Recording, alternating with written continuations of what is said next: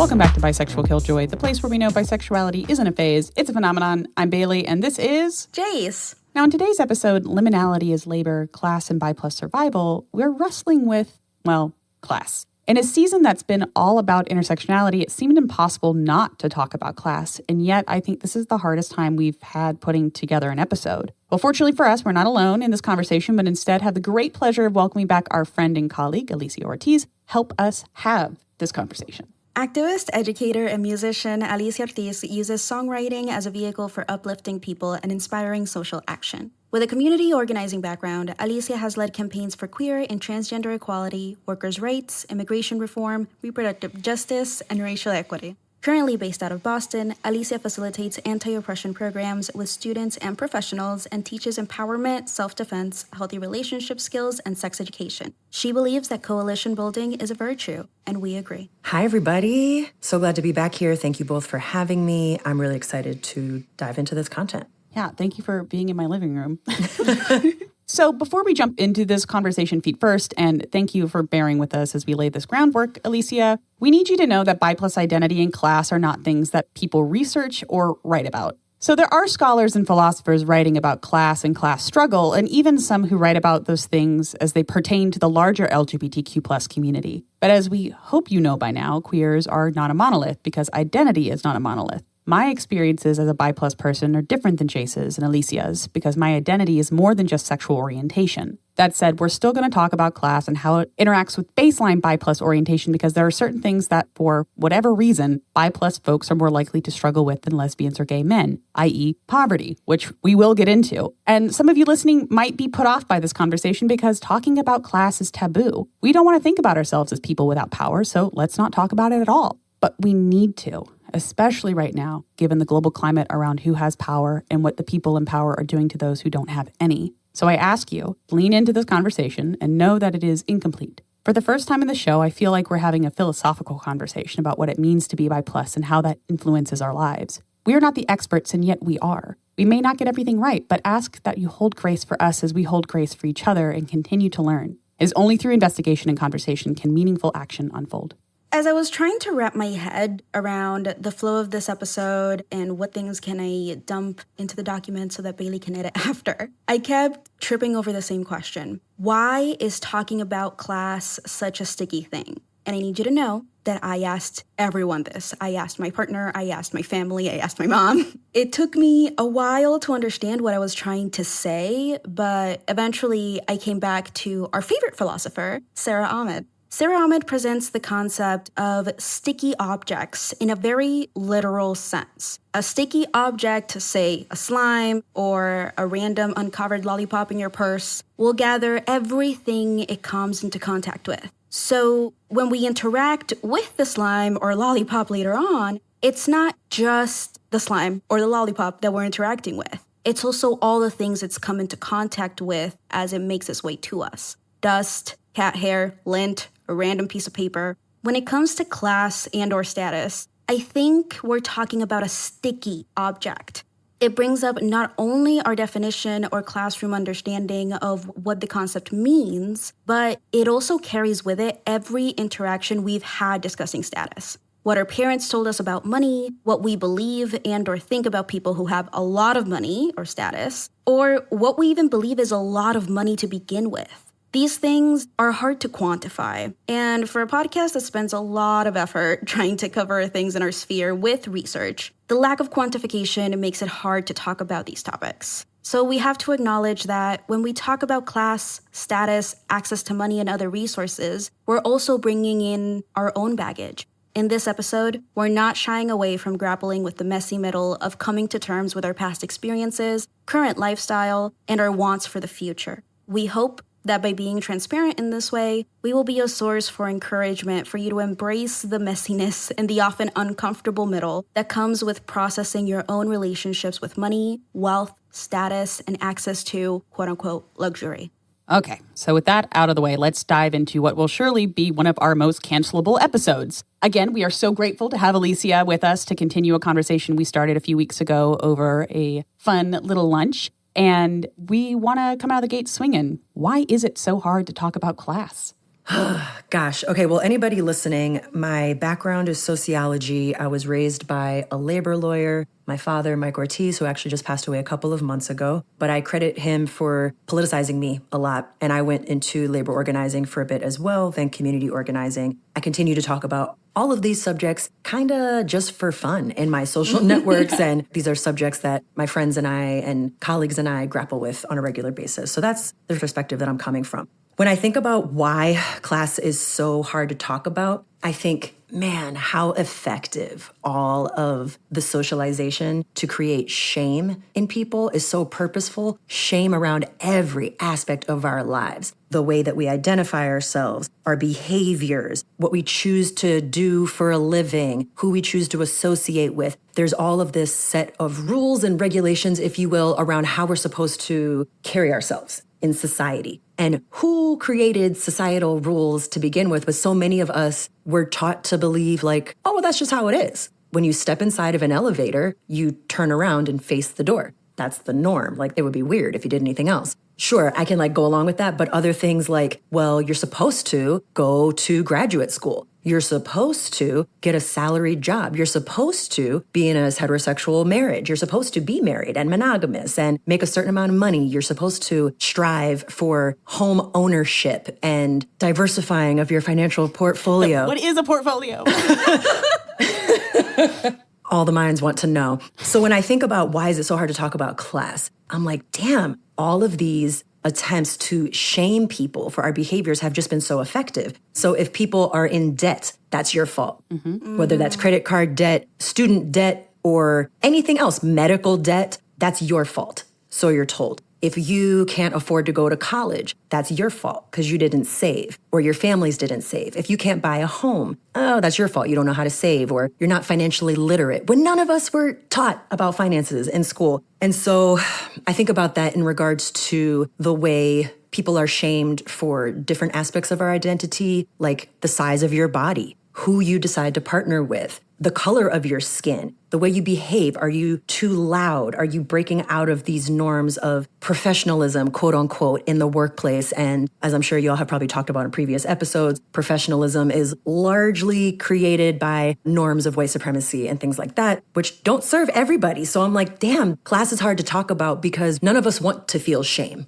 about how we live our lives. So we've been taught consumerism is a way that some of us can feel better about our social class. Like, well, if I can just have the most up-to-date phone or technology or car or something, people are criticized for like, well, maybe if you saved instead of just spending on all this frivolous tech and all the high new things. The avocado toast. Exactly. But also, maybe you have the newest iPhone, but you're not in charge of production at Apple. So it's like the difference from my perspective coming from like a labor organizing world lens. You're not in charge of the production. You're like rank and file working class buying these products, but you don't get to be in charge of making the products from like a higher up hierarchy sort of thing. The rank and file are literally making the materials on assembly lines and such. I just think, man, like consumerism has been incredibly effective. All of the capitalist propaganda has been effective and people have really, really, really been indoctrinated into, I'm supposed to have this upward trajectory. Yeah. And that's possible. And if I can't get there, there must be something innately wrong with me.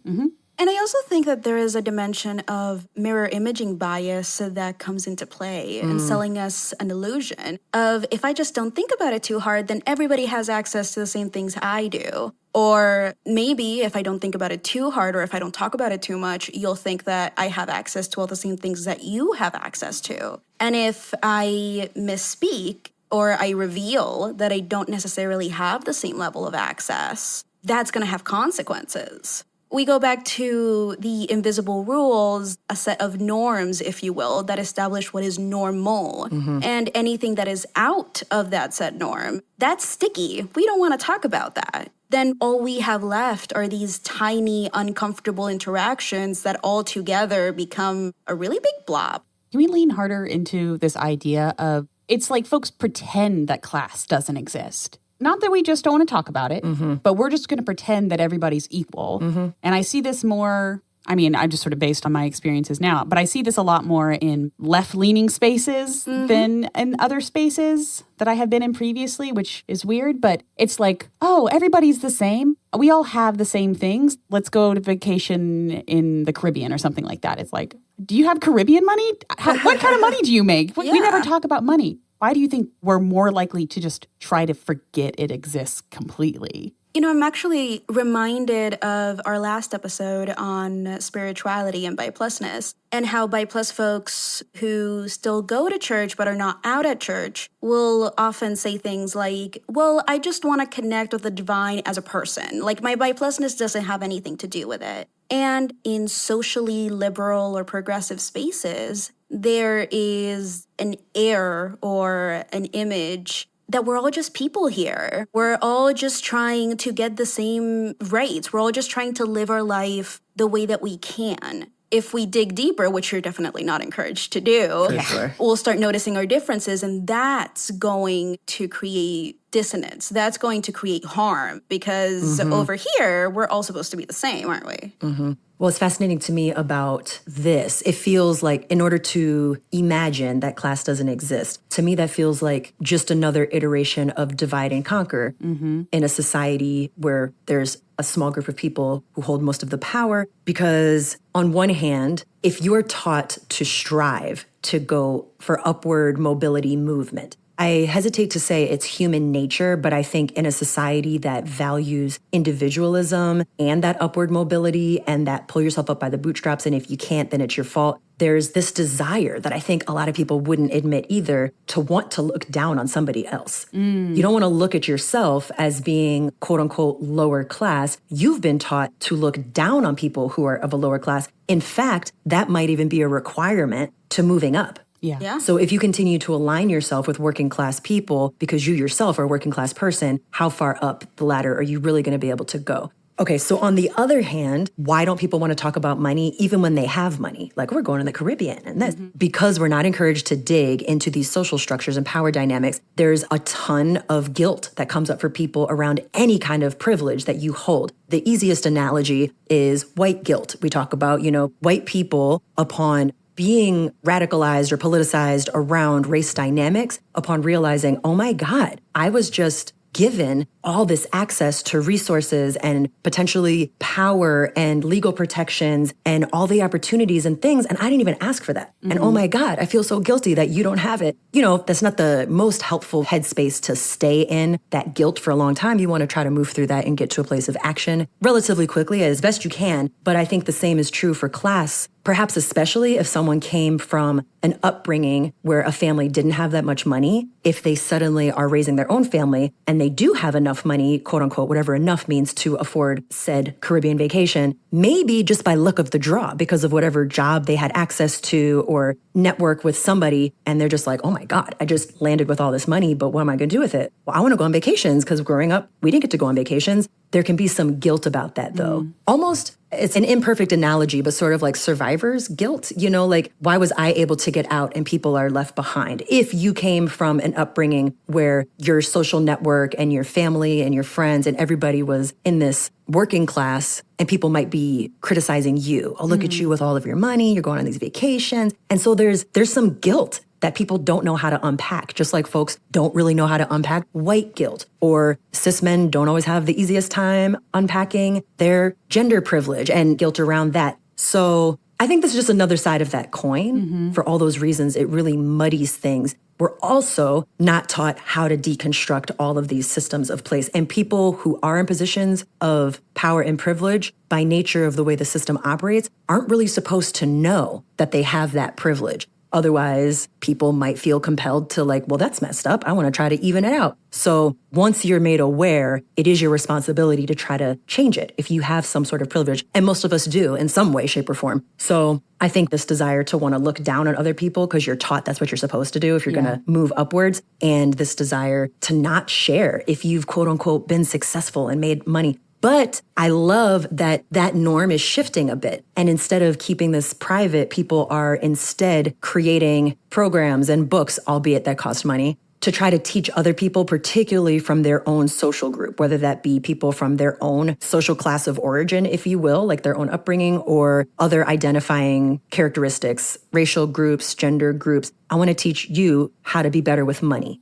And let me give you some of those skills and some of those insights that I have. And that's been a big criticism around financial literacy, is that only people in power tend to get that education. Because if you're raised around people who are talking about Wall Street investments and stocks and bonds and portfolios and such, that becomes part of your vocabulary. And suddenly you're welcomed into these spaces. These doors open for you because someone has opened them for you. So all of these other types of oppression are mixed in. And I just think it makes it hard for people to even know how to talk about class. And also, I want to say too, for anybody who also might be having this misconception, class isn't just about money or income, because anybody's income can change in a moment if you're laid off, if you're fired, anything like that. But class also relates to education and actual or perceived prestige or power, actual or perceived. And so even if somebody loses their job and now they have no income, they still could be considered part of a higher elitist class because of the rooms that they're invited into and a part of already. As we talk about this, I'm considering my own upbringing and interactions with class. And I would be really interested to know, for both of you, what was the first time you realized that class was a thing?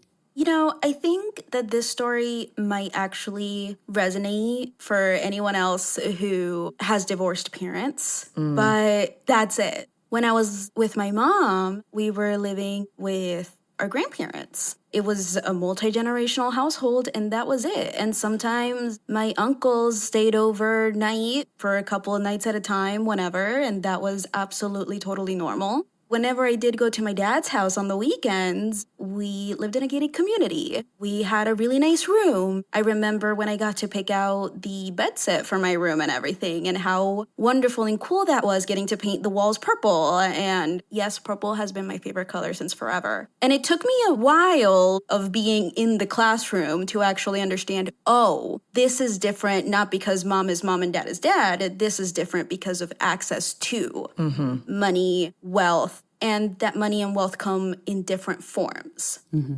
Yeah. Yeah, what about you? Yeah, this was a hard question. I was thinking about it when you first sent me over the questions for this episode, and listening to you, Jace, I'm kind of like, I don't know. I think I knew it was a thing, but I might not have called it that because, again, I was raised by my father, who was exposing me to workers' rights things, immigrants' rights things, and taking me to demonstrations and protests. So I was politicized around social class and socioeconomic status already, but I don't know that I understood what that meant. Probably until I was studying sociology, and then it was just drilled into me, race, class, gender, race, class, gender. You can't talk about anything in the world without examining race, class, gender. You have to. And of course, we've expanded upon that to include a whole host of other social categories like sexual orientation or citizenship status or things like that, education status. But yeah, race, class, gender, these things constantly interplay with each other. So I think from that perspective, I got used to considering it. But even in preparation for this episode, I don't know that I've dissected it in the ways that we're trying to talk about right now. That is totally fair. And no one can dissect something until they have the language for it, right? My first introduction to realizing that I might be different than other people was when I was in middle school. I was playing the cello. I was in the all-county orchestra. And at my school, I was the only cellist. I had a secondhand cello. It was 3/4 size that I outgrew the first year I had it. My mom said I couldn't have a new one until high school. So here I'm playing on this small cello. And then we start going to all county, and there are so many other cellos throughout our school district. And they are so much better than me. And their cellos are so much nicer than mine. And I am 8th out of 8. Okay. I felt so bad. I was such an achiever. I was like, I sound good at my school. I found out everyone else had a fucking teacher. They had a private tutor. Oh, wow. And I was like, oh, I wanted private tutor. And I got the info from one of the other cellos who was like 7 out of 8. And he gave it to me. My mom was like, oh, I'll look into it. She charged $85 an hour in the 2000s, early 2000s. Wow. There was no chance in hell that we were going to do that. And so I just had to teach myself. I didn't really get better. I just like fell further and further behind. I was like, oh, I'm poor. Like, we're poor, aren't we? And that was kind of like my moment of not radicalization, but I was like, one of these things is not like the other. But as we're talking about this, I would like to go more, Alicia, on your definition of class. Just for all of us to be on the same page, we're kind of talk about it in its most basic form, which is a group that's fairly similar in terms of income, education, power, and prestige in society. Like you just said, why does class matter? Well, it's because it intersects with everything. Education access, healthcare, free time, relationships, your ability to develop your identity. So in many ways, class seems like it might be just based on how much money you have, but we're going to kind of get into why it isn't the whole story throughout this episode. So I'm hoping that this isn't your first episode with us, because then you'll know that bi+ folks are at greater risk for a slew of health disparities and discrimination than our heterosexual counterparts. What we might not have covered is the fact that bi+ people are also more likely to fall under the poverty line here in the United States. In a 2019 Williams Institute analysis of behavioral risk factor surveillance system data, researchers found that more than 1 in 5 LGBTQ+ adults in the U.S. are living in poverty. That's significantly higher than their straight and cisgender peers, where the poverty rate is closer to 16%. But poverty is not evenly distributed across the LGBTQ+ umbrella. Some groups are hit much harder than others. Nearly 3 in 10 transgender adults are living in poverty, and that number is the same for cisgender bisexual women, 29%. That's almost a third. For comparison, cis bi men sit at around 19.5%. Cis lesbian women around 18%, and cis gay men are less likely to be in poverty than even their straight peers, with a rate of around 12%. Wow. And when you layer race onto all of this, don't get me started. Nearly half of Latino trans adults live in poverty. For Black trans adults, it's around 39%. These are not small differences, and they are not individual. They are systemic. Doesn't that blow your mind? Yeah. You're like, wait a second, what are you talking about? Yeah. Again, in preparation for this conversation, for folks who are listening who also might be having their minds blown right now, I came to my politicization around bi+ identities and communities fairly recently, and particularly when I learned that people under the bi+ umbrella are more likely to struggle with suicidal ideation than their cis, gay, and lesbian counterparts. So that's the LGB of the whole acronym. And I was like, whoa, oh my gosh. And I spend the majority of my time in, for all intents and purposes, queer spaces, more so that I would say than straight spaces. So I was coming from that angle, and that forced me to really confront a lot of internalized biphobia, because a lot of the stigma and the stereotypes from the queer side of things, the criticism thrown at bi+ people is like, oh, you have it easier because you could just pass as straight if you want to. And then the criticism and the stigma, right, from, at the risk of triggering people in the room and everybody listening. And then the stigma from the straight side of the world is, oh, you're confused, you're greedy, that doesn't even make sense, that's a phase. And people, I mean, the straight world already thinks that being gay or lesbian is a phase. So of course, a lot of folks can't understand bisexuality, pansexuality, things like that. Yeah, I had to really confront a lot of this from queer indoctrination. And then in preparation for this conversation, I was like, okay, we're going to talk about bi+ identities and the intersection with classism. And just a quick Google search, I was like, are bi+ people actually more likely to be under the poverty line than gay and lesbians? And sure enough, yes. Yeah. All the statistics we just rattled off for y'all, I just learned this recently. And as Bailey said, this stuff hasn't been studied extensively. There aren't scholars focusing on this specific intersection. And I'm really glad that conversations are happening. Yeah, and that the data is being, looked at. There are other bi scholars out there who are suggesting interventions, but we're talking about interventions at a much lower pace than we are just saying bi erasure is bad, biphobia is bad. Yeah, we know. What are we going to do about it? Right. All right. So we're on the same page around class, right? Yes. And that out of the way, I think we can finally talk about how bi+ identity intersects with class. So the Industrial Revolution. I'm just kidding. We're not doing that. Bringing it back. But the American dream, historical context, has always been taught to us as if you work hard, you will succeed. BRB. I'm going to throw a table real quick. Yeah. Just BRB. Now listen here. That's not true. Unless you're a white cisgendered man from a wealthy family with high status, then it's your own fault for not being able to obtain the American dream. You didn't work hard enough. Never mind that the system was quite literally not built for you or with you in mind. And then the system does its damnedest to keep you out of it. But jokes aside, definitionally, before we even talk about this, what is meritocracy? The bane of my existence. It is a system that, a supposed system, that rewards individuals solely based on their abilities and their efforts, based on merit. Exactly. Simply put, in a meritocratic system, individuals would advance solely through their skills, talent, and effort. If you work hard, you'll go far. And why is it a myth? Because it annoys me.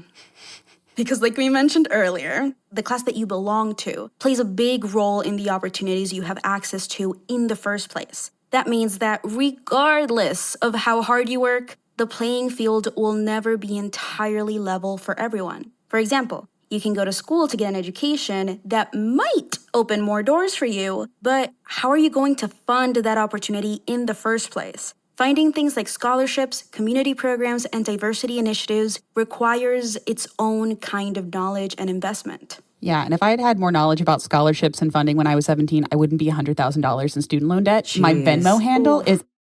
Jeez. Always feel empowered to show your monetary support and gratitude for all the work that we do. Thank you. Yeah, if we were in a meritocracy, Jace and I would be living the high life. The dream. But how do we feel that this applies to BI+ folks? Yeah, this is a bigger question. Meritocracy? You have a thought, Jace? Yeah, I got you. Take it. I want to say that for starters, and I've been rattling about this ever since I found it out when it comes to BI+ oppression and how we experience it, which we talked about with Alicia last season. BI+ individuals in LGBTQ orgs are far more likely to be overworked and underpaid for events, activities, and programs that have nothing to do with BI+ness. They will spend an inordinate amount of time, effort, and energy creating programs, initiatives, resources for every other group except BI+ groups. And then when you ask the leaders of these orgs, hey, where are the BI+ kids? What's the answer that you get, Bailey? Oh, we don't have any. Really? Yeah, that happened once at a group. And I asked the question, like, do you have any bi events? And they said, oh, we don't really have any bi kids. And I'm like, that is statistically unlikely. Also, how do you know? Like, did you ask the kids about they do surveys and stuff. And basically what happened was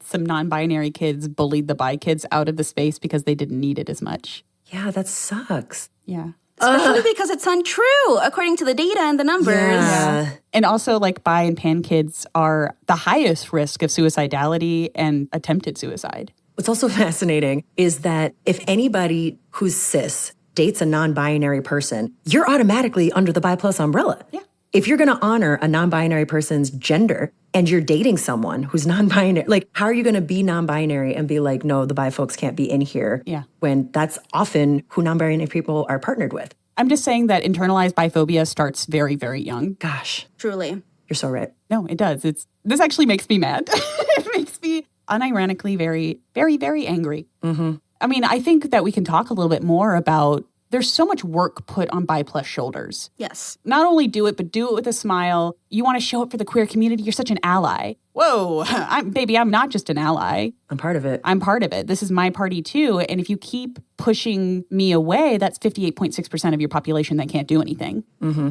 You are hamstringing yourself by not allowing BI+ people to the table.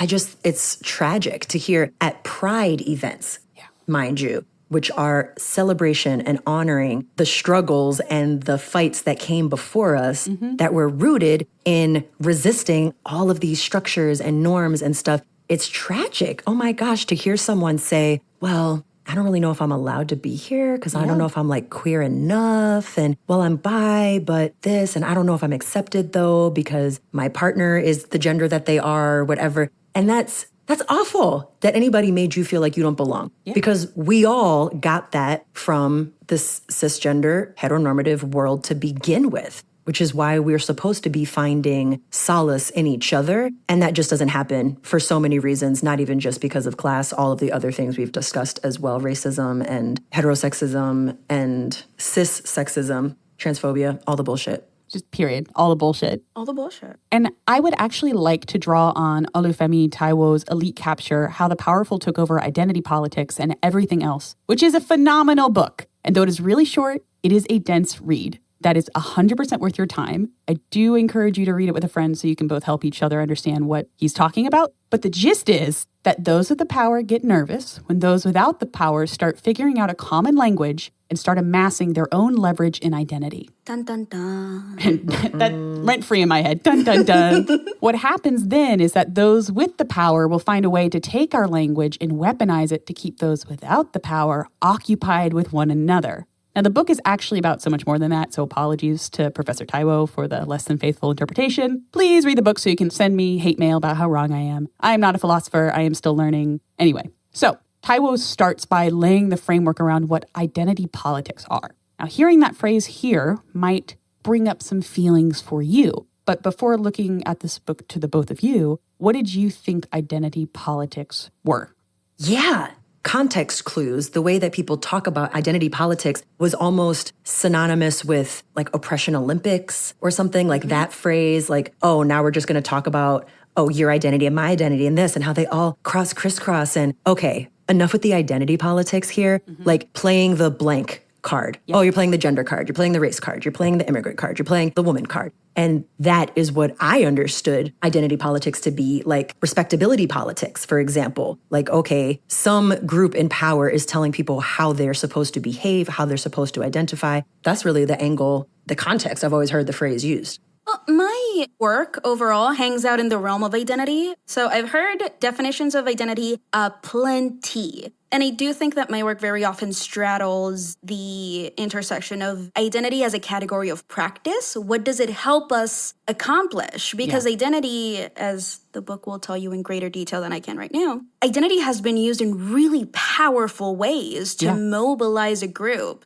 Identity as a buzzword, as how it's used colloquially, that tends to mean all of these other things that we have other words for. We're just too lazy to use them. There are things like self-identification, self-understanding. Those are very specific. Like if you understand yourself to be this and not that, that's okay. That is an identity label. But how does that relate to identity politics as a category of practice? That's an entirely different thing. So it's always kind of tough to chat with folks in any context, like whether it be with a mentor or outside of the university. It's really difficult to not talk past each other on what we mean by identity. Yeah. For a lot of folks, it'll be, oh, that thing that further divides people, which I don't disagree, but identity was once and can, I hope, still be at some point, a really powerful force. If we embrace the fluidity in an identity category, if we embrace that it is expansive to encompass more than a very narrow scope. Yeah, and I mean, to be perfectly fair, I've heard identity politics used, never thought about it until I started reading this book. I've never thought about what identity politics actually means. So Táíwò tells us that identity politics got popularized in the late 70s by the Combahee River Collective, which was founded by queer Black feminist socialists and got started by Barbara Smith and Demita Frazier after being let down by the National Organization for Women, which never treated race with the seriousness it deserved and not quite getting everything they needed from the National Black Feminist Organization. Now, this was a big deal. A lot of Boston activists attended meetings, including Audre Lorde. According to Táíwò, the experiences that united these activists, the consistent sidelining and devaluation of their political priorities within different political organizations, were foundational to the stance they developed, which they christened identity politics. I mean, why would Black women devote themselves to political and social movements that regularly excluded them? Preach. Yeah. Not that we're seeing any of that repeated in history. Deep sigh. I mean, not to compare us to those pioneers, but a big reason why we started Bisexual Killjoy is because of our consistent exclusion and deprioritization from LGBTQ plus organizations, groups, and researchers. But our work here, much like the work done by the Combahee River Collective, isn't to bow out of the queer world, but to instead be the entry point into a larger conversation. What was dope as hell about the collective was that they realized how important coalition building was. They were focused on social issues that most people struggle with, i.e. food, housing, healthcare. And as Táíwò eloquently puts it, the collective's principles stance on identity politics functioned as a principle of unity rather than division. But looking around today, Would either of you say that a lot of coalitions and organizations, especially in the queer community, operate this way? So frustrating. I'm going to take another table as victim. BRB. Every time you say that, I think you're pausing for real. I'm like, are you good? Please don't throw my table. No, you're really going to flip it. Okay. It's on its last leg. Richie just fixed it. So... No, I don't see that happening. I tend to only see that happening among people who have a similar kind of analysis about organizing, which is plain and simple, we're stronger together. Ugh. Yeah. That is all that means. Organizing means helping people understand their common interests. And we're so often taught we don't have anything in common. And that's how identity politics has become bastardized to what we now understand it, which is so far from what these founders in the 70s intended for it to be. Like, no, we need to consider identity because otherwise folks are getting left out. Yeah. Left and right, constantly left out. If we don't consider people's identities and therefore how they are moving through the world, how different systems are impacting them, what they're excluded from purposefully, then how are we going to make a world with any sort of change? I find it crucial, especially in moments like right now, to come back to these original texts and to these foundational texts, not to the misreading that often floats around the interwebs. Essays and statements like those from the Combahee River Collective are crucial to this process because I have found that at its core, the importance of including identity in our research and our activism has a lot to do with removing or doing our best to remove the colonial gaze. Like, it is not about the able-bodied white man to come into my disabled BIPOC space to tell me what I'm experiencing. It is for the person who made it through and wants to continue doing this work to say, hey, there's all of this that you're not taking into consideration because you could never see it because that wasn't for you. I think that that is really what's important and so crucial about bringing identity as a category of practice into the equation because we all need to huddle under the umbrella. Yeah. I feel like I sound like a broken record at this point to all of you listening in. But I think that that is the importance of language. Language up versus language down. Language that further divides us, that further tries to put us in ever narrower concepts is unhelpful to getting us huddling under the umbrella together because that's the only way we're going to gain strength. Yeah, I exactly wanted to talk about that because as a result of this narrowing scope, you don't fit the perfect picture of what a trans person is supposed to be, so get out of here. You don't fit the perfect picture of what a queer person is supposed to be, so get out of here. I feel like we don't have as much collective queer political power like we had in the 90s. I honestly think the last time I felt a true sense of unity in the community, just from a historical perspective, because I was a child at the time, but when there was that push for marriage equality. Oh, yes. And since then, it feels like we're all pulled in these different directions, which oftentimes puts us at odds with one another. And we're all fighting for the same grant money. We're all fighting for the same spaces and for visibility. And to kind of put my tinfoil hat on for just a second, it feels intentional. It feels like some elite is pulling the strings somewhere being like, yeah, those pesky queers have too much power. If we give them something big, maybe they'll start bickering with each other and stop asking for things like rights. Who do they think they are? And Táíwò's argument is that systems of power co-opt movements, identities, and rhetoric. And Jace, I think about what you said in season 1 about respectability politics in the queer spaces a lot. A lot.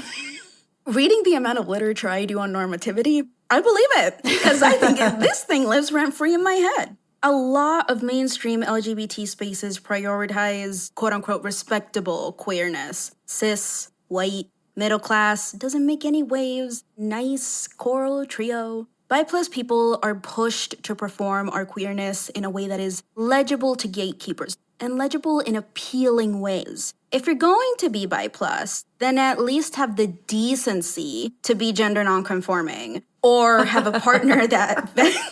I mean, yeah, it is. You're right. Fine. You can be bi and you can wear the purple in the pants. That's fine. But at least have the decency to be monogamous and not bring a bad name. Have the decency to either be gender nonconforming or have a gender nonconforming partner. Or else you're just not welcome. And in straight spaces, or literally every other space, the very ones that we're accused of quote unquote passing in and gaining privilege of being able to be in them, we are only accepted as long as we suppress our queerness, as long as we don't talk about it, and if we do, not too loudly. The second we're visible, we're deviant, we're abnormal, we're weird. We hear from listeners all the time, from all of you, that the moments that you disclose your identity, the moments that you disclose your bi-plusness, you're treated differently. And some of you have even been met with hostility. And that's not okay. No, it's not. And it feels like no matter what we do, we just can't get it right. Despite the signs and LGBTQ plus Instagram accounts that say otherwise, oh, you're all welcome here. We're all family. This isn't Olive Garden, and bi-plus people are not actually welcome. Our American dream of being recognized, held, and supported like other members of the community just doesn't feel realistic. We don't have an acceptable model of being. And what the fuck are we supposed to do with that? Because despite comprising more than half of the community, that's my broken record moment, we're still not it. Why? Why are we not allowed in the club? Gosh, I also feel like the very real traumas that a lot of people experience, but compounded because of different kinds of identities, as an umbrella, the traumas that a lot of queer people specifically have experienced in childhood, particularly if you're visibly queer, visibly gender nonconforming, or perceived to be, then people grow up holding on to that still. Lack of access to mental health resources, medical resources in general, can leave people feeling like, here I am as an adult and I've still never had this trauma acknowledged or healed, and nobody's paying attention to it. And so when you're presented with another group of people who want to share a space, I hear from other queer people, you don't have it as hard as I do. Yeah. Oh my God. And that sentiment in that context is coming from not so much a place of, I don't like you, but more so, I resent you for the ways that society has pitted us against each other, but I don't have a conscious awareness of that. But society has told me you have it easier. So even if we take identity out of all the things, let's say for all intents and purposes, most people were equal. What if racism wasn't a thing, classism wasn't a thing? People's personal relationships are still a thing. Yeah. Everything else removed, people still experience trauma from their families of origin, from their parents, from their siblings. And so it can be hard to move through that and actually be able to see someone else and have compassion for someone else's experience, because we're not taught how. And a lot of the healing work that gets preached around the interwebs and social media, pseudo-psychology things, all these quote-unquote relationship experts that preach canceling and cutting off and cut the toxic people out of your life, even that is not an ideology that's rooted in connection, community, repair. People need relationships. I would argue almost especially queer people who often are rejected from their families of origin and need to figure out how to create chosen families. It's really, really important to learn these skills. So sometimes when folks are like, but aren't we all the same? Can't we all just be the same? If you're going to run with that, let's say we are. Let's say we are all the same. And at a basic level, do you still know how to have compassion and empathy for someone else without letting your own story run the show? The tiniest, but yet big, egregious example within a personal relationship among friends, family, romantic partners, one person sends a text that pisses the other person off. And that person's like, I can't believe you said this to me. And the other person is like, oh my God, I didn't mean it like that. I didn't mean it like that. And maybe if that first person doesn't say anything at all, the other person has no idea. So even within our personal relationships, there's all sorts of miscommunication and resistance to trying to hear another person's perspective, consider another person's perspective. So it blows my mind, and sometimes in an overwhelming way, well, shit, if people can't do that in their own personal relationships, how can we expect society to do that on a big way where people in this social class even give a shit to try to consider what this social class is happening, let alone across national borders, across the globe, across language barriers, across citizenship lines? We're not taught how to connect with each other and relate to each other in any way, shape, or fucking form. We're just not. So then when you are trying to introduce identity and identity politics and intersectionality, coined by Kimberly Crenshaw, another Black feminist, thank you, is identity is crucial if you're going to try to dissect these things. And so to speak to Jace's point around mainstream LGBTQ organizations that center cisgender identities, whiteness, once in a while, those folks may pay lip service like, oh my gosh, we've learned about transphobia and racism and all the... We learned about it. all the intersections. And now we want to affirm that Black trans life matters, for example. Black trans lives matter. Awesome. So cool. How come a decade later, you don't have any trans people on your board still? How come you still don't have any Black people on your board or in your executive team still? I love that you sold the t-shirts and you made money off of this slogan, Black trans lives matter. How are you addressing that systemically, institutionally? I would argue a lot of people also don't know how, because again, we're not growing up in a society that teaches or celebrates change makers or rabble rousers or just don't question things. We're not taught how to organize, and that's on purpose. And touching on relationships again really quick, I think that the way that we are very often taught to relate to one another is on the basis of complaint. And not necessarily productive complaint. I feel Sarah Ahmed's spirit over my shoulder. I was talking about this with my partner recently. I was reflecting that on my own. It's been such hard work to approach life with neutrality and joy. How's your day going? You know what? It's actually been a pretty good day, as a matter of fact. Yeah. I don't need to complain every time I get a chance. And how often, every time I've been in LGBT centers, lounges, spaces, how much of that time is consumed complaining about what is outside that space, about heteronormativity, about different gender partnerships, about all of these things. And I feel like that relates so much to why bi+ people just aren't invited to the party and why we're not included in the club or just plain overlooked. Because sometimes we are killjoys in the most benign of senses. Hey, maybe don't say mean things about my boyfriend.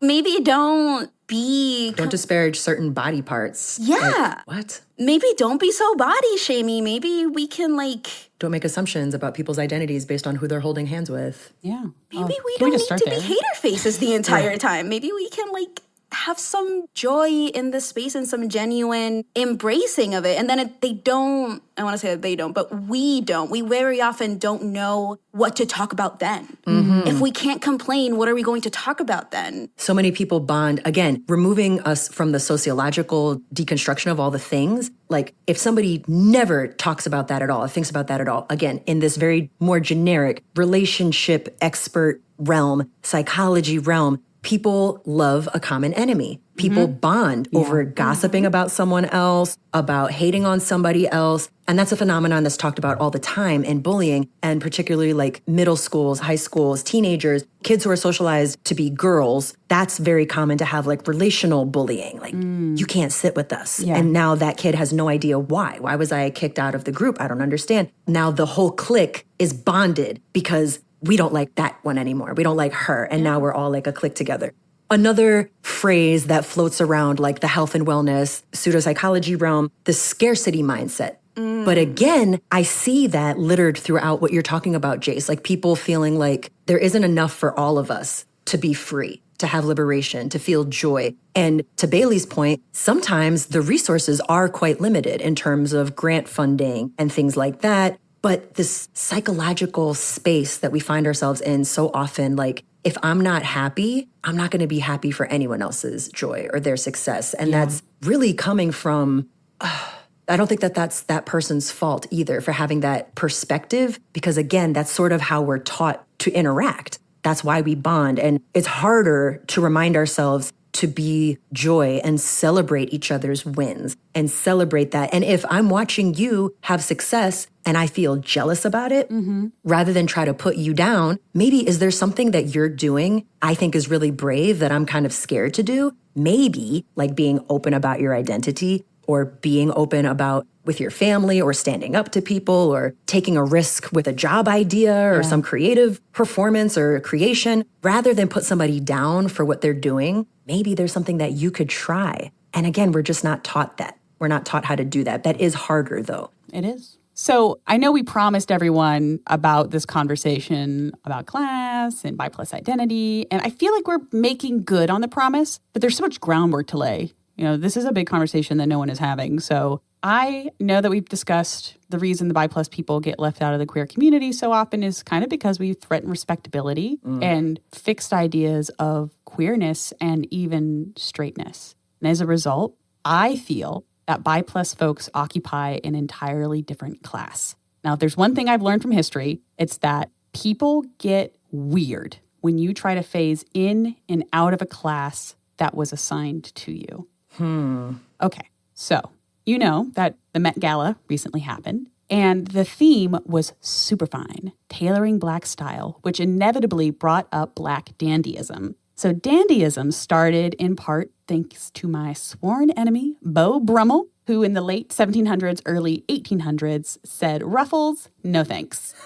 He thought that refinement How dare you? was sexy and in good taste. He was all about high quality fabrics and cut. Anyway, if you ever wonder why men own so many fucking navy blue t-shirts, it's because of Beau Brummel, and I will never let it go. But Black dandyism, which came into prominence in the 1920s, was rebellious. You know, these sharp clothes demanded respect. They took up space. They made statements about what Blackness was and was allowed to be. And boy, oh boy, did white people hate that. Black dandyism didn't stop racism or the Jim Crow laws, but it did offer people this opportunity for self-empowerment and critique of the ruling class. And I mean, we see this again and again and again throughout history. The nouveau riche, and you can crack open a copy of The Great Gatsby if you need a reminder on how new money is treated. In any society, they're sniffed at by the ruling class. They're not welcome. You have money, but you didn't make it the right way. Their thought is, what happens to the ruling class if anyone can make enough money and buy their way into the club, be it metaphorical or the literal club? What happens when people step out of their boxes?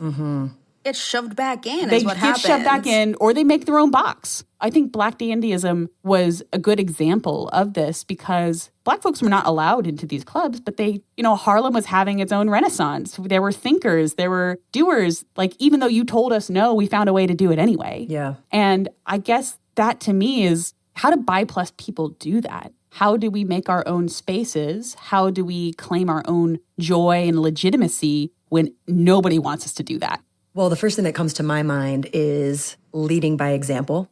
So, cool. Y'all don't want to include us. You don't want to invite us to the table. How about we're going to host an event, but we're going to proactively ask you to partner. We're going to build a coalition. Maybe that didn't cross your mind to be in coalition with us, but it sure as hell is in our mind to coalition with you. With that, I think also comes this sense of good faith and benefit of the doubt. Like, maybe you meant to include bi plus people. I'm just going to assume that maybe it was a well-intentioned oversight. And I'm going to give you an opportunity to partner with us now because we're putting on an event. And then my hope in those instances is that the people we're partnering with are now being educated about bi plus identities and particular kind of obstacles that are unique to bi plus identities and people in that class. Yeah. And then hopefully become advocates themselves as they move on. Oh my God, we did this awesome program. We partnered with this bi plus organization. And I would wager to think, mainly because, again, this is the perspective that I came from in the queer world, doing a lot of activism, mind you, organizing around trans and gender specific legislation in New York. When everybody was working on marriage equality, for example,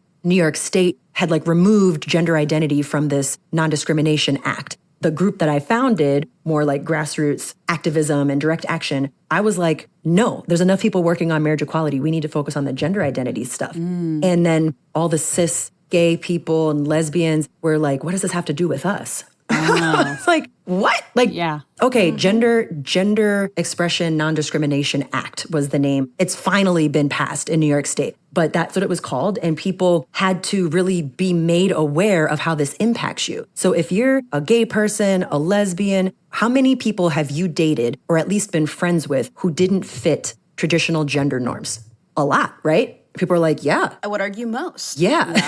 Yeah. Guess what? This piece of legislation impacts those people that you love and therefore impacts you. And it impacts people who maybe aren't even relevant at all, but they were just perceived in a particular kind of way that subjects them to this oppression. So my point is, all these people who thought they were really on the front lines of fighting for LGBTQ stuff had to be informed about the fact, no, you're actually leaving out this really important concept that will make us stronger. Yeah. And I think when my consciousness was raised around bi plus identities and things, largely because of what was going on in my personal life, I will admit, for the listeners at home, I had like found myself in like the straight world for a little while, interacting romantically with cis straight men for kind of like the first time in my life in my 30s. And I was like, what is this? But I was open to it. And to my surprise, developed some romantic feelings that shook things up a little bit. But I was like, damn, I think I need to like examine my own identity. Do I fall under this umbrella now? And I've said before in our previous episode when I was with y'all, I attended a conference and I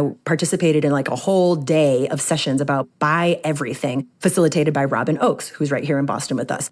That's when I learned about the risks of suicide are greater for bi plus people. The risks of poverty are higher for bi plus people. And I was like, holy shit. I've been participating in excluding people. Have I been holding some of these stigmas and I didn't realize it? Oh my God. I would never want to do that on purpose. Yeah. With most of my activism, I try to approach things with that generosity. Most of us in community with each other, I would wager, if asked, nobody wants to consciously cause other people harm or consciously exclude people in a way that causes harm and trauma. Super long-winded answer, but that's leading by example and with that generosity and benefit of the doubt. Although I understand that can feel really frustrating. Like, why do I have to be the bigger person and the better person? But again, we're talking long game. Yeah. So we've littered a little bit of mental health stuff throughout this. To Jace's point, this propensity to like complain, and it can be harder to shift that mindset. But I do think that that's important for organizing, and we get burned out quicker when we're living in that space around complaining and scarcity and wanting to be against each other instead of supporting each other. So that needs to be flipped on its head too. And I want to be clear, stepping out or passing through that space of scarcity mindset is hard. I cannot overstate. I come from Puerto Rico. Complaining is the name of the game. If we're not complaining, we're fantasizing about an ideal world, right, or what happens if we win the lottery. And I love my home and I love my culture. And also stepping away from complaining so often was remarkably difficult. Getting to a space of neutrality and being okay with, hey, maybe the reason we bond today is because of joy was very hard. And then having that become a standard was even harder. This is not something that happens overnight. But let me tell you, it's worth it. If only because lower levels of stress help with cortisol. And yeah. Yeah. I mean, it has like real actual biological effects, so would highly encourage. Generational effects too. Yeah. That stuff's passed down. It does. And actually, now we're talking about like generational stuff. I want to give a shout out to our forebearers in Bi Plus activism who did so much work for the larger queer community and also established the Bi Plus community to be what it is now. Their work is oftentimes, if not always, kind of sidelined, pushed out. We don't know anything about it. The fact that we were gifted those Bi Brigade shirts and some issues is just like, oh my God, we're holding this physical legacy in our hands of what it means to be Bi Plus. Bi Plus people are really special because a lot of times we are flexible, and it's not, oh, yeah, I'm flexible. But there's so much about us is like, I will be what you need me to be. And down for the fight. They are down for the fight. And it's thankless work. It's tireless, thankless work. I mean, Sylvia Rivera is still just Marsha P. Johnson's friend. Oof. Oh, God. I am so tired of being excited when I see Sylvia Rivera spoken about in regards to Stonewall or anything of the sort. And then it's just Marsha P. Johnson's friend. And I'm like, you have to be kidding me. I live in hope of a day in which Bi Plus activists, organizers are not only recognized, but our work is validated and allows more Bi Plus people to come to us, which in itself is a type of upward mobility. And I have to say, mobility inherently threatens hierarchy. Period. Like, one of the reasons that we wanted to do an episode about class is because a listener reached out and wondered if we could talk about Bi Plus veterans. And as a child of a veteran, I was really intrigued by this idea, but we had no idea what we were going to do with it. Would we talk about queer health? Would we talk about poverty? How could we skew this conversation towards Bi Plus populations when the data isn't out there? And then keep all this resistance we both felt in talking about the military, because military and queerness aren't necessarily a happy mix. I guess it kind of depends on what part of the country you're in, but being vocally supportive of the military could, in fact, get you flagged in queer groups for being like one of them. You support the war machine. But the longer I chewed on it, the more I was like, there's something here. There's something about this that I really want to talk about. So I met with that listener, and we had a really good conversation about the realities that many queer veterans face, from trans service members being denied gender-affirming care to high rates of addiction to suicide. I mean, seriously. Okay, so 13% of American adult suicides in 2022 were veterans. Considering the fact that they represent maybe 6% of the overall population is really upsetting. But anyway, so the most striking part of this conversation was when we started talking about why folks join the military in the first place. We're 20 years plus away from 9/11, when I think probably the last time we saw a giant spike in enlistment. Why do people still join? And I asked our listener this, and it sounds to me like the majority of folks join to get access to a better life. Trade a few years for college, benefits, stability, community. Sure, where do I sign? And all of a sudden it dawned on me that maybe my not wanting to talk about veterans on the show or in general in queer spaces was kind of classist. Why is it my job to kind of wrinkle my nose at a person who's doing their best and say that's not acceptable? Oh, I have an answer to that. Yeah. A lot of quote unquote radical politics on the leftist movement, within the queer leftist movement for sure, often tends to be super white, for one thing, and sometimes very academic. So people who are super well read and have dove into all of these texts, there's suddenly this superiority that someone might feel, even subconsciously, that really is not warranted, because until you read that book, you didn't know this either. So are you forgetting what it felt like to not know these things? And also, again, in the spirit of organizing, do you want to shame somebody for not knowing something, or invite them into conversation and dialogue? So somebody who is enlisting into the military because they know that offers the opportunity for steady income, access to school, university, stable money for their families, and things like that. Yeah, you can't get mad at somebody for that. But what you can talk to somebody about is deconstructing all these things. So if we live in a society that purposefully creates class of people, and if we're talking about the working class, who's purposely been subjugated to not actually being able to move upward in any other way, shape, or form. And then not everybody would agree with this language, but in terms of critics of the military industrial complex, the military recruiters will go into these high schools in lower income neighborhoods in a predatory way, prey upon and try to recruit poor people to get into the military. So great, the military offers an awesome opportunity for upward mobility, but you're the ones who put me in this position in the first place. Yeah.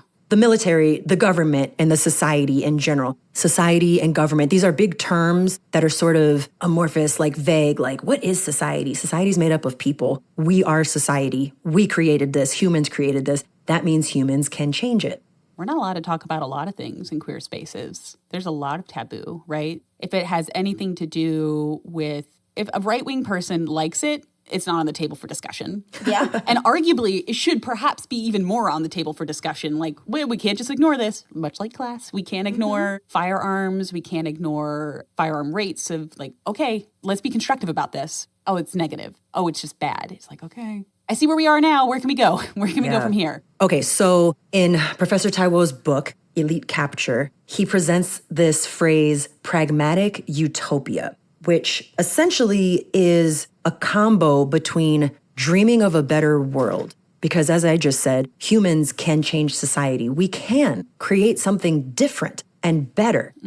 But that often gets criticized by whomever for being like too idealist. That's not practical. That's not actually realistic. It doesn't have to be. It's a big dream. But we need to create strategies and organizing strategies specifically that address where we're at right now. So in my world of organizers and activists, particularly folks doing LGBTQ-related activism, somebody I know who is one of the most ideologically radical people that I know did a ton of civil disobedience about getting Don't Ask, Don't Tell overturned.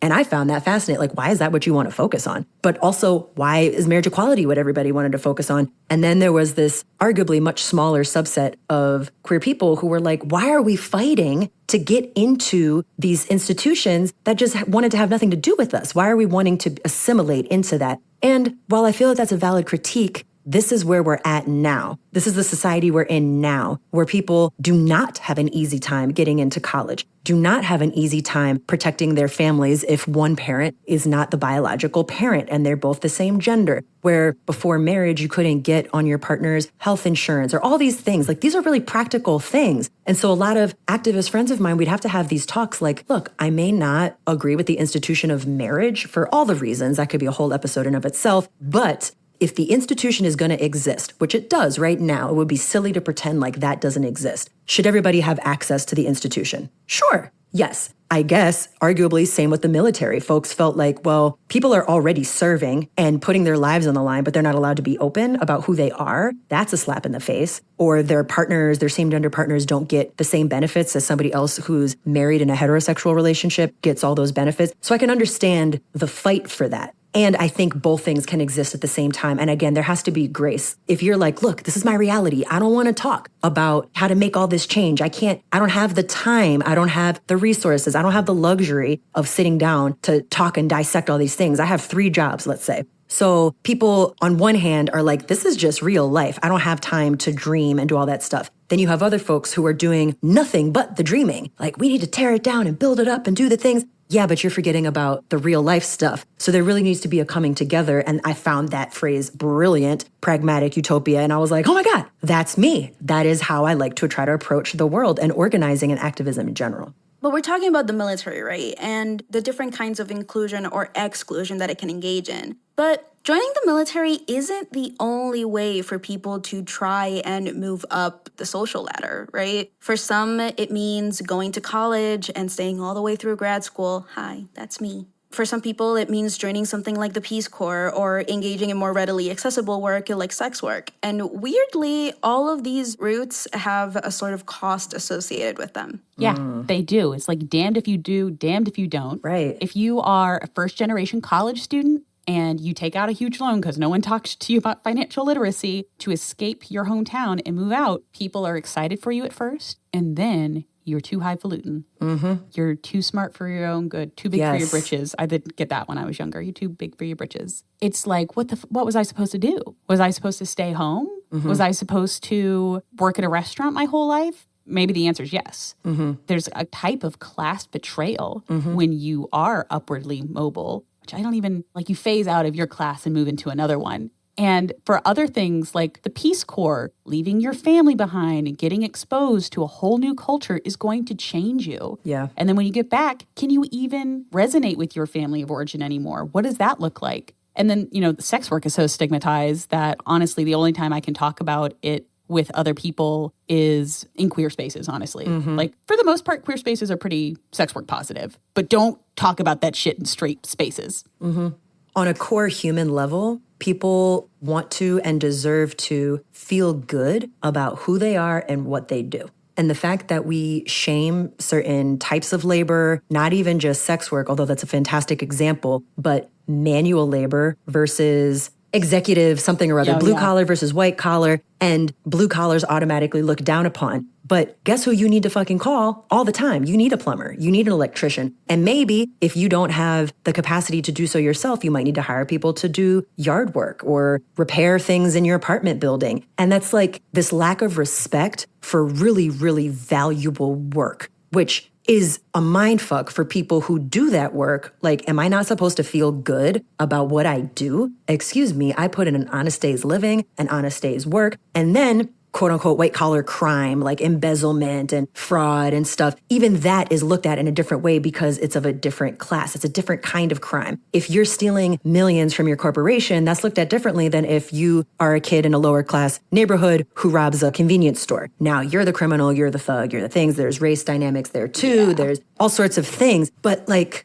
I think that's a small piece of what all of us can do to make a small change, is examine what internal classism do I harbor and why? Oh my God, why? Or, oh no, I think that's valuable work, but I wouldn't do it. Why not? And I think all of these attitudes permeate, and the attitudes are born out of the systems themselves. So if you move away from your family of origin and you go to school, your views change, you get exposed to a whole lot of things, you start seeing the systems for what they are, you move back home, and instead of having compassion for the people in your hometown and your family who work hard in factories, labor jobs, manual labor, in the auto factories in Detroit, like where my father grew up, for example, instead of having compassion for that, it becomes, oh God, you're so uneducated and you don't know the difference. You don't know the difference. And honestly, that's something that was coming up a lot around the most recent election. Mm-hmm. People were getting shamed for voting a certain way. Would you rather educate somebody about the issues and help them see how their life fits into the picture? Or would you rather shame them for not knowing any better? When we live in a world that you're not really meant to learn about these social issues in the first place. That's a huge discussion. Again, if we're organizing for a better world to create a pragmatic approach to this utopia that we dream of liberation for folks,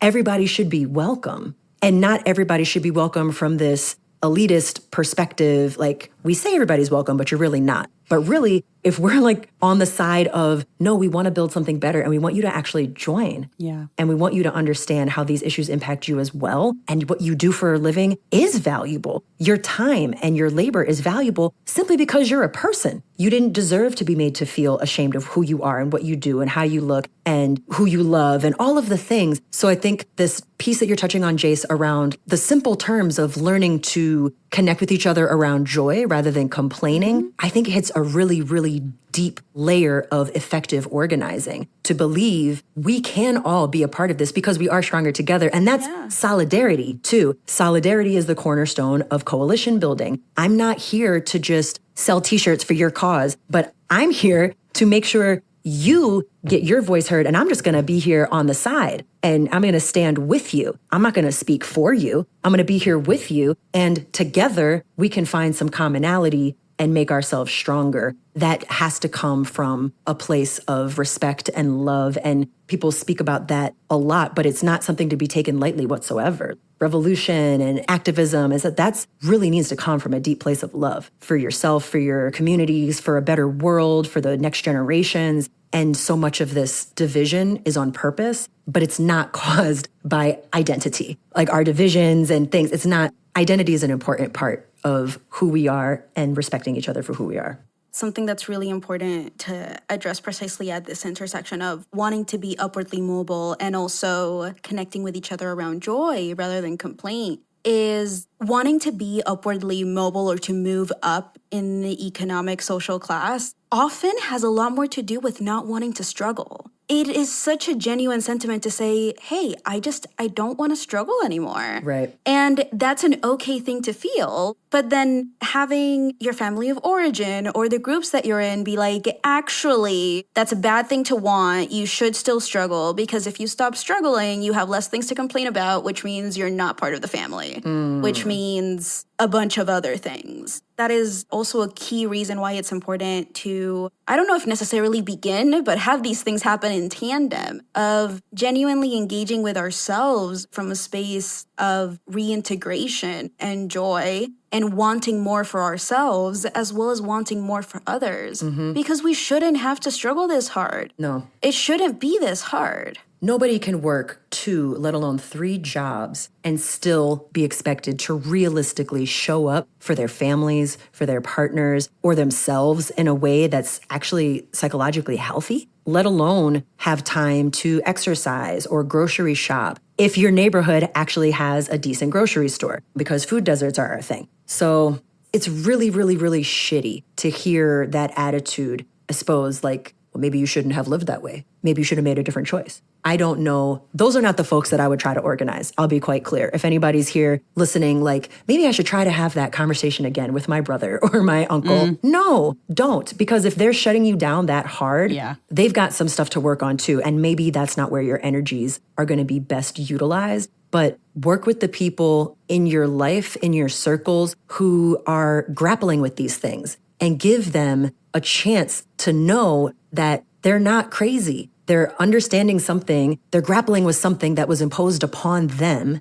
and it's very real and very normal to have all the feelings, and that they're deserving of all the things, and they shouldn't have to struggle. Nobody should have to. But then this attitude of, if you dare dream of anything different or quote unquote better for yourself, you're at risk of being considered selfish or a sellout. And that can put somebody in this in-between land of feeling you're still not accepted in these upper classes or the elite, if you will, but now your class of origin or whatever has rejected you. That might be another reason why people, again, have this guilt or shame about talking about their money if they've gotten to a point where they feel like, oh my gosh, I'm in this different class, but I can't talk about it because folks are going to feel bad. It's all, it's so knotted up. It's so sticky. Sticky. It's so sticky and it's annoying. And to everybody who's listening in, I really want you to know, nobody has the right to shame you for the ways in which you're trying to create a better life for yourself. Yes. Nobody has a right to shame you for the ways in which you're doing your best to not struggle anymore.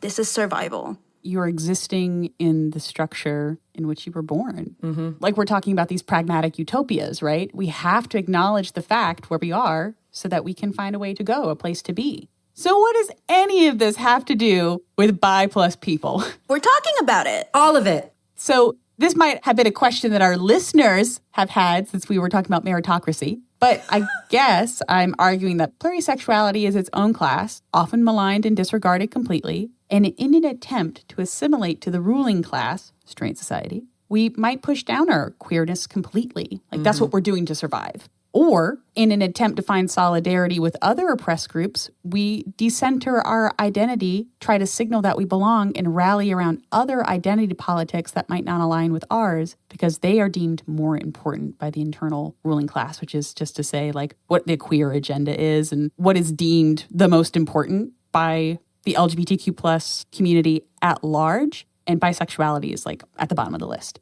every time. This is actually something that Táíwò talks more about in chapter 1 of Elite Capture. Again, a book which you should all read. But I think it's important that we name things and call them out. So I would call this queer classism. It's alive and well. We see it at play every year when the nonprofit donation dollars get released to whatever groups, and less than 1% of that funding goes to bi plus specific nonprofits. We see it at play at DEI panels that only feature white-collar queers. We see it at play at pride events that cost money, exclude families, celebrate aesthetics over survival. Queerness is a brand, and one that often excludes poor, working class, sick, and liminal folks like us. And unfortunately, I don't know how to end this episode.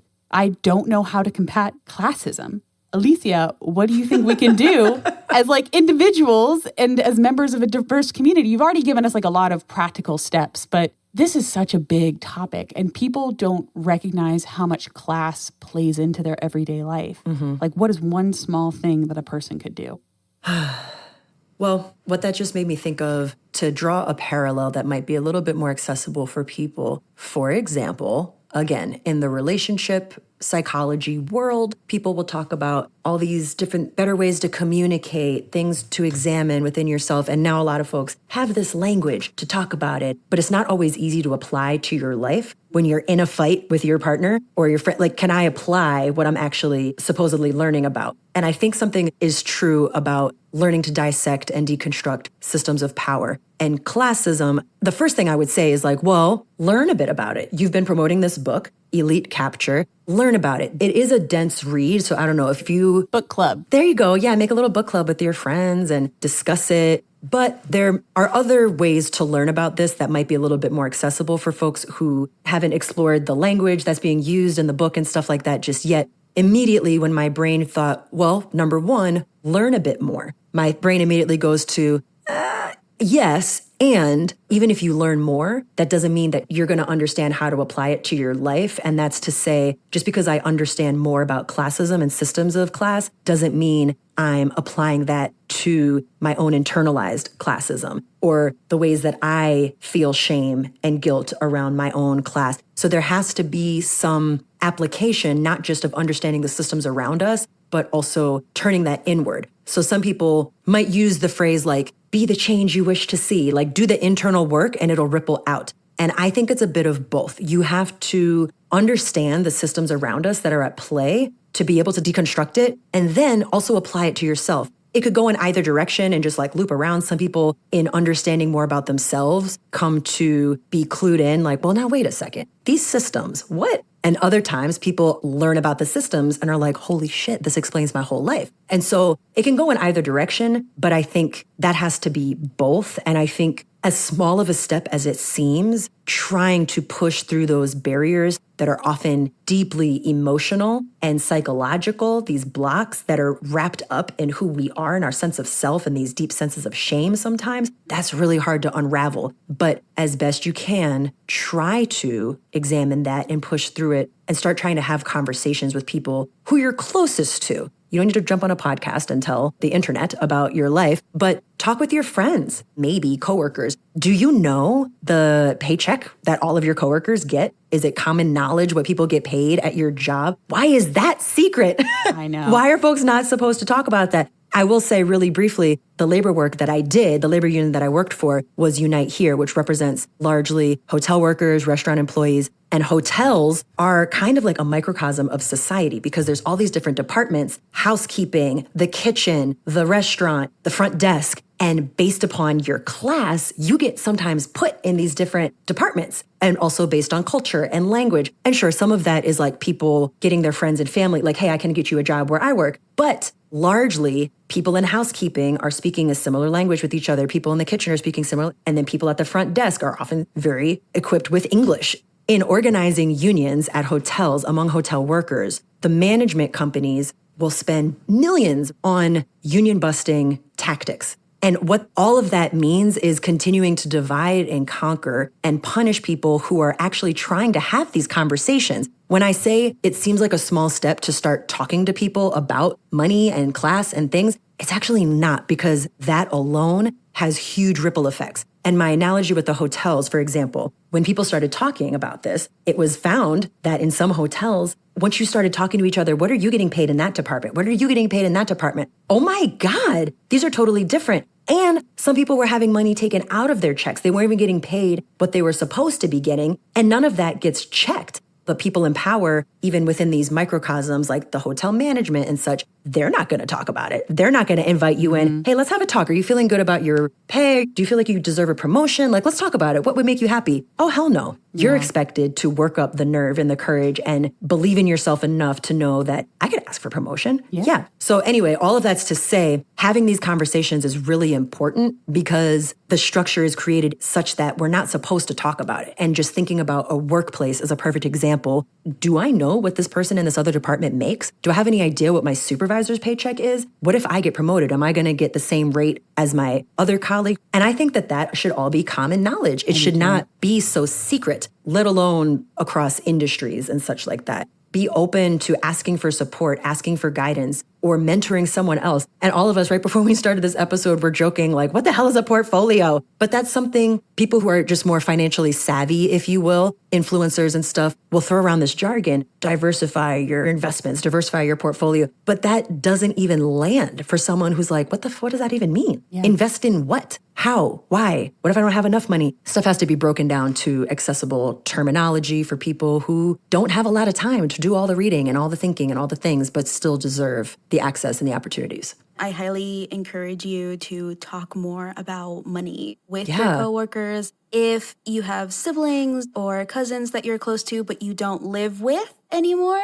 I would highly encourage you to just have the conversation. Talk about it. Hey, do you know, how savings account works? Do you know what a high yield savings account is? Hey, I'm not trying to pry because it's not about controlling anybody else's finances, but about knowing what your next door neighbor actually knows. So I would encourage you to do that. Check out Financial Feminist. She's really great. And I also follow Your Rich BFF. She has a really brilliant podcast called Net Worth and Chill. She says something really clearly that resonated with me, a message that I want to impart to all of you listening in. The way that you have managed your money so far, how much money you have in debt, how much you have or don't have, does not make you a good or bad person. Yeah. It is not your whole identity. We didn't know. Now it's about learning in bits and pieces, because getting thrown off the deep end, it's not great. It's not great. Bite size. Let's start there. I think ending this on saying also that solidarity is a verb. It is something that is actively chosen. and you can have solidarity in your life, period. You just can. And it makes things easier because solidarity leads to community, right? And then it's like I have like an investment in your future, and it becomes our future and what we can do together. And that's how change happens. So I'm sitting here exhausted, dehydrated. Truly. This is such a huge discussion. Also probably our longest episode. And I know we promised complication and a little philosophy. So thank you all so much for hanging in there with us as we had the conversation. Much like the gender episode, I'm not actually sure how much closer we are to understanding the scope of bi+ identity and its intersection with class, but I was very happy to talk about it. Yeah. So what should we be on the lookout next from you, Alicia? Cool. Well, thank you all for having me, for one. I'm going to plug the organization that I work for. I invite you to learn about Impact Boston. If you are in Boston, especially. Broadly, an abuse prevention organization. We're known for teaching self-defense, physical skills that are accessible to everybody, no matter your ability, athleticism, experience, etc., meant to be easily accessible to everyone and all bodies, but also a heavy emphasis on verbal self-defense skills. So that might look like boundary setting and assertiveness, learning how to use your voice. A lot of folks are not taught to use their voice, which connects into this theme. So learning how to use your voice, learning how to self-advocate, healthy relationships, and sex education are some of my all-time favorite subjects. And I get a chance to do that with youth and adults through Impact Boston. And similarly to what Jace just said, in our self-defense programs, I make a similar disclaimer. Whatever you've done up to this point to keep yourself safe was the right choice. And whatever you do from here on out to keep yourself safe will also be the right choice. You simply want to develop more tools. If you are at all interested, you or your friend group or your organization or community, in developing some de-escalation skills, which we are partnering with activist organizations right now to offer that resource, or self-defense skills or anything like that, please do reach out. info@impactboston.org. And that does get read by our operations manager. It goes to a real person. In the current climate right now, a lot of folks are wanting these skills to keep themselves and their communities safer. So in the spirit of helping each other and solidarity and coalition building, we would love to do that work with you. So feel free to reach out. Awesome. Thank you so much for joining us again, Alicia. We're so grateful that you were willing to wade these waters with us and travel around. Yeah. We also want to thank you personally, once again, for embodying the Bisexual Killjoy spirit and all the work that you do. Thank you. Thank you. Thank you. Thank you for tuning into Bisexual Killjoy, where we know that bisexuality isn't a phase, it's a phenomenon.